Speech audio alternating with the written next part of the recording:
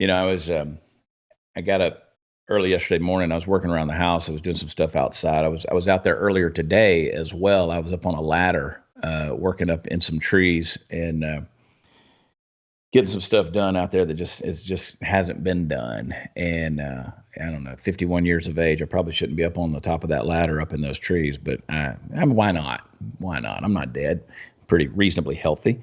And I was just thinking yesterday as I was out there working that that's something that has been lost is work ethic in terms of just not only taking care of the things that you need to take care of, but finishing the job.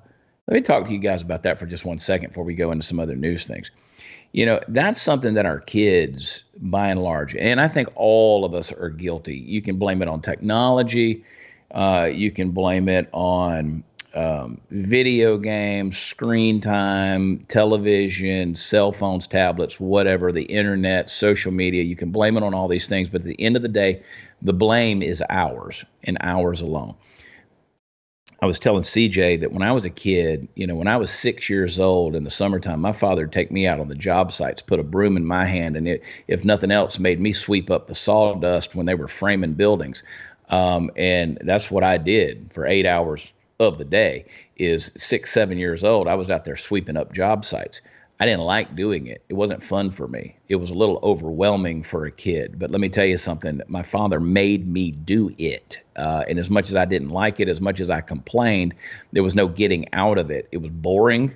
There was nothing, but now we're so afraid of our kids being bored or our kids complaining. And part of the selfishness on our part is we don't want to hear our kids complain. So we shove something in their mouth or we shove something in their hands or we send them off somewhere so we don't have to deal with them. And that's bad because now we have a generation of people, and you're seeing it on our college campuses. You're seeing you're seeing it with these kids out there marching, out there protesting. What you have is a generation of people who have never belonged. They've never fit in. They're awkward. You know why they're awkward? Because they spent their entire life interacting with a thing and not with other people.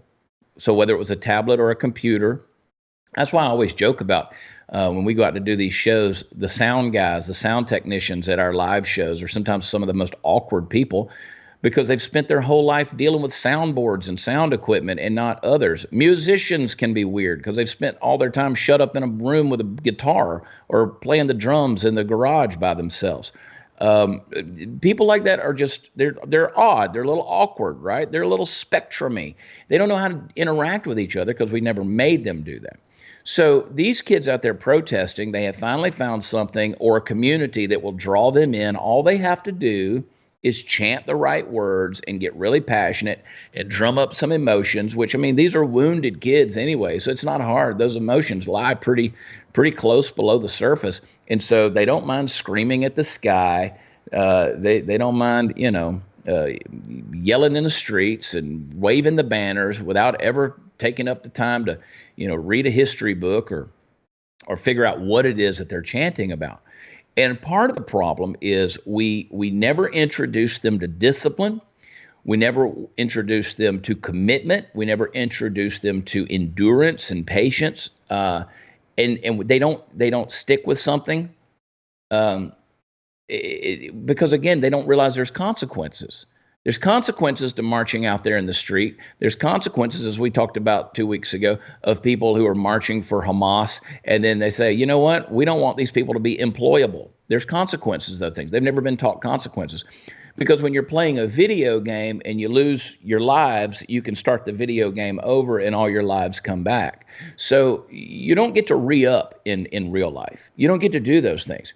So as hard as it is, mom, dad, grandpa, grandma, as hard as that is, we really should have introduced kids to the belt and some discipline and a work ethic quicker than we introduced them to PlayStation or Amazon.com. And now we're suffering the consequences. Other countries aren't doing this. We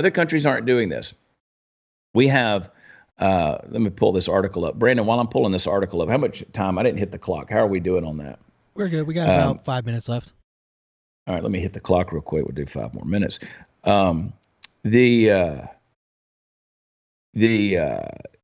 oh my gosh, where I lost it. Hang on, I'm gonna find it. I'm gonna find it. I'm gonna find it. There it is. There it is.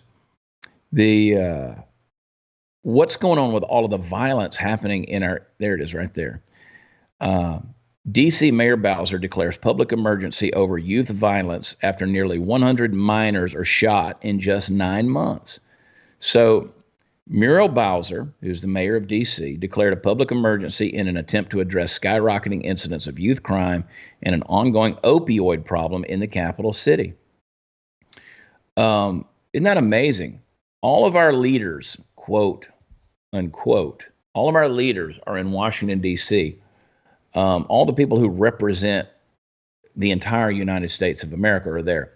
And that city is one of the worst in America for violence and for opioid abuse.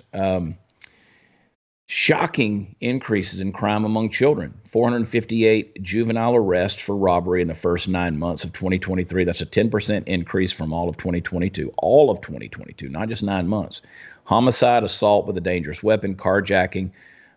Even the president's granddaughter was an attempted carjacking victim. 151, a third, that's 151 of all carjackings in the city were committed by children. By children. Now, again, you can look at that, and yes, statistically, you can call me what you want to call me, but statistically, I guarantee you I'm accurate without even knowing that this is happening in the urban areas of the community. A lot of these are black children. These are children who, again, it's epidemic. They did not have fathers. They did not have fathers in the home. So again, it just proves the point. What's the difference between being a father in the home or not having a father in the home if the father in the home isn't taking the time to care for and teach and discipline the children that are under their care inside the home? What is it, the old adage, you spell love, T-I-M-E? We're not taking the time with our kids. So when they turn out the way they do, and then we will turn around and complain about the fatherlessness in the black community, well, let's talk about the white community here. Let's talk about the Hispanic community here. Let's talk about whichever community you want to talk about where statistically the fathers do tend to stick around. If you're not doing the right things in the home, then holy hell, why was it a good thing for you to even be there if mentally, physically, spiritually, emotionally, you were absent? If the only way you were there was physically, you still aren't doing your job. But back to D.C., in the first 9 months of 2023, 97 juveniles were shot. 15 of those were killed. But what are they going to do about it? What are they going to do about it? Well, Bowser's recommendation is that the city is going to increase placements in shelter homes, group homes, and supervised facilities, including psychiatric programs as well. They're going to increase substance abuse and trauma counseling for youth. So again, you're doing everything except fixing the family. And again, putting somebody in a program, that's not doing it God's way. That's not doing it compassionately. You're going to farm them out into a system that's going to be run by bureaucrats. You're going to throw money at it. And you think that's going to fix the problem. It's not, folks. We have an epidemic problem in this country when it comes to our youth. We've lost a generation, which means we've lost our country because, as Ronald Reagan says, freedom is just, one generation away from extinction. So here we go. If we've raised a generation of people who are willing to be good little socialists and let the government give them cradle to grave care, then what do you think is going to happen when they are technically the ones who are in control and you have, quote, taken your retirement? So we're screwed. We're screwed. And it's already happened. It's already happened in the spiritual. It's already happened in the metaphysical, if you will. Now it's just waiting for it to flesh itself out. And that's just going to happen within the next 10 years. I mean, America's done for. We can't fight our enemies. We can't defend ourselves. We can't defend our homes. We can't even take care of the kids that's been entrusted to us. We can't keep our kids off the street. We can't even keep our kids from shooting each other. Can't keep our kids from taking drugs and getting overdosed with fentanyl. Because again, they've been discipled by Taylor Swift and Jay-Z. And you fill in whoever, they've gotten their entertainment from the Kardashians. And they want to be social media influencers rather than out there with a real work ethic. It really pisses me off. But that's the world we have. That's the world we have. And you say, well, Chad, you're no better. Bullshit. I am better. I did a lot better. And that's why I sang that song. Sang my song, Beat That Ass. You can go look it up. Chad Prather, Beat That Ass. Check it out.